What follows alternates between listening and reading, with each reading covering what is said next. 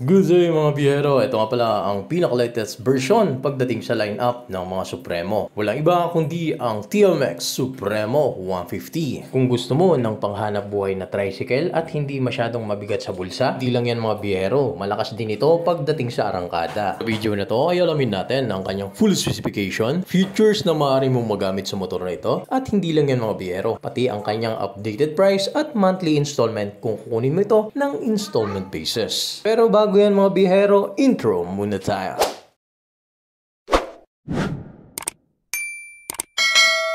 What's up mga biyero? Nandito tayo ngayon sa Premio Motorcycle Dealer. Located ito sa Tanawan City, Batangas. Malapit lang po siya sa Walter Mart, Tanawan. Nandito tayo para i-review itong pinakabagong model ng TMX Supremo 150. Unahin muna natin ang kanyang updated price. Ang kanyang SRP ay 78,400. Pagdating naman sa kanyang installment basis, may down payment ito na 5,900 pesos. Kung sakaling kukunin mo ito ng isang taon ay 7,960 pesos ang kanyang monthly installment. 4,730 naman ang kanyang 2 years monthly installment. Ang kanyang monthly installment naman mga biyero sa loob ng 3 taon ay 3,650 pesos. Siya nga pala mga biyero, magbabago pa yan kung sakaling dadagdagan nyo ang inyong down payment. Alright. Siya nga pala mga biyero, kung bago ka pa lang sa ating channel ay mag-subscribe ka na. At huwag kalimutan i-click ang notification bell para lagi kang updated sa mga videos na gagawin natin. At ngayon naman ay iikutan naman natin ang motor na ito. Dito sa kanyang harapan mga biyahero ay equip pa rin ng napakalaking headlights. Siya nga pala mga biyahero, bug type pa rin po ito. At ang kagandahan nga sa headlights ng Supremo ay napakalawak ng sakop ng kanyang ilaw. Equip ito mga biyahero ng high beam, low beam at daytime running lights. Pagdating naman sa kanyang mga turn signal mga biyahero, kung mapapansin niyo ay napakalaki po neto. Ang kagandahan dyan mga biyahero ay hindi po basta-basta nababali ang kanyang turn signal dahil makapal po na plastic ang ginamit dito.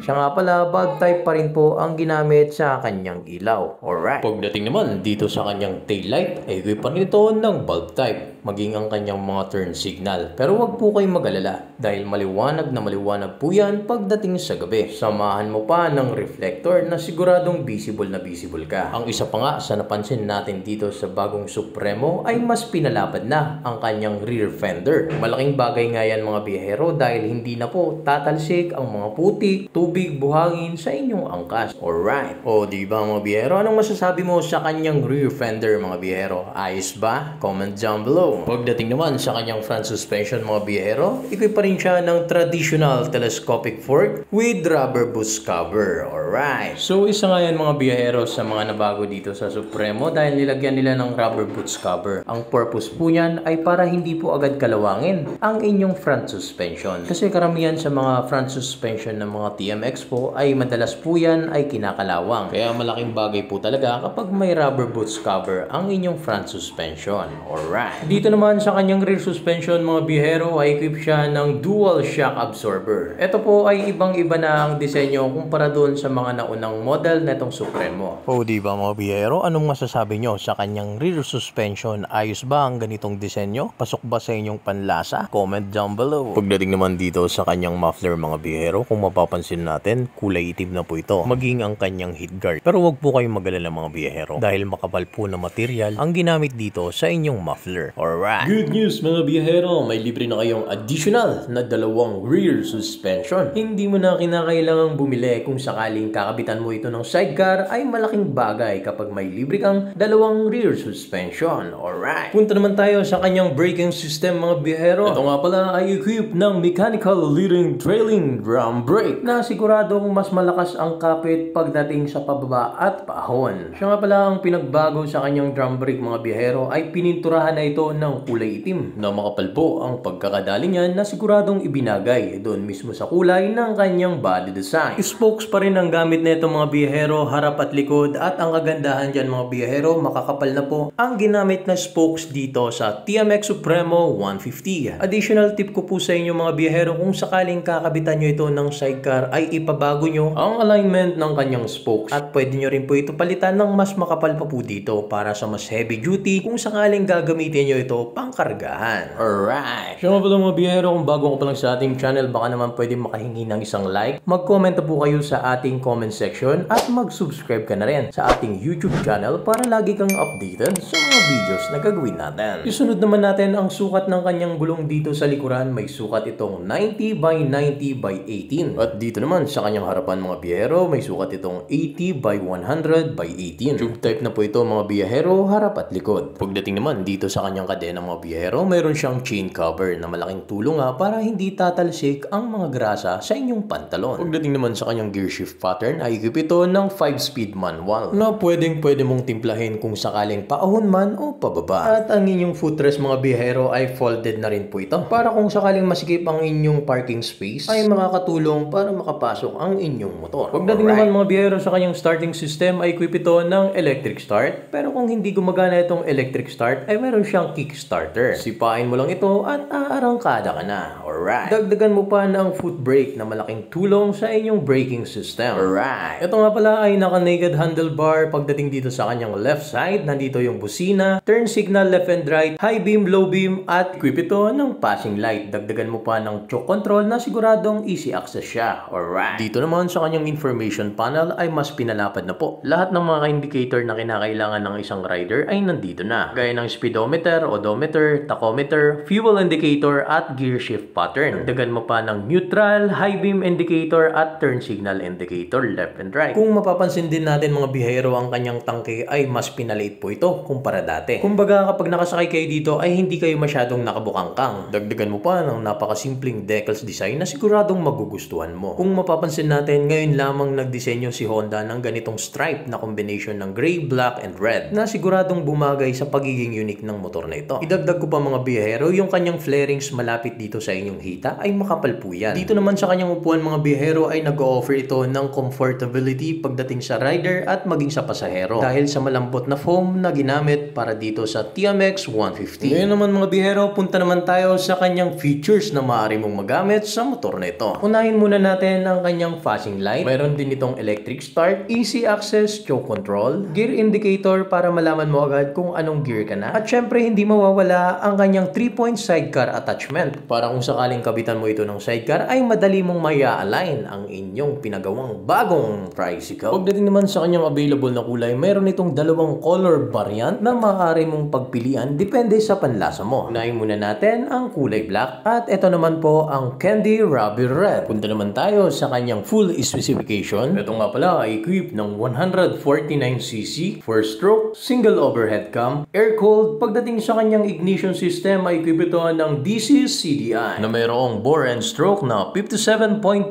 by 57.8 mm at mayroong maximum power na 8.26 kilowatts at 7.3. Magbibigay sa iyo ng maximum torque na 11.61 Newton meter of torque at 5,000 RPM. Compression ratio is 9.1:1. Pagdating naman sa kanyang overall dimension, may haba itong 2,038 mm, may lapad na 766 mm at may taas na 1,065 mm. Ang kanyang seating height mga biyahero ay 782 mm. Pagdating sa kanyang ground clearance ay 163 mm.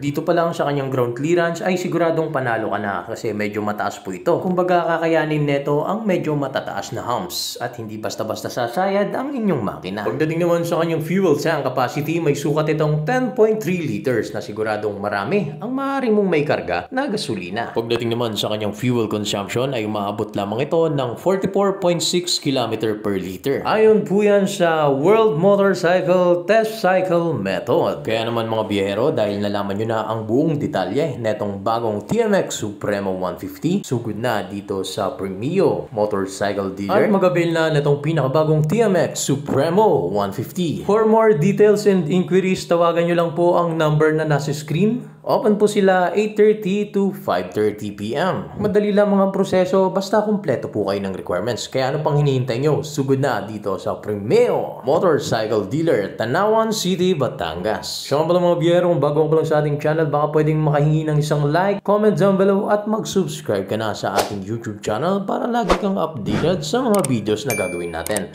Maraming salamat sa pagtapos ng video. Ingat palagi!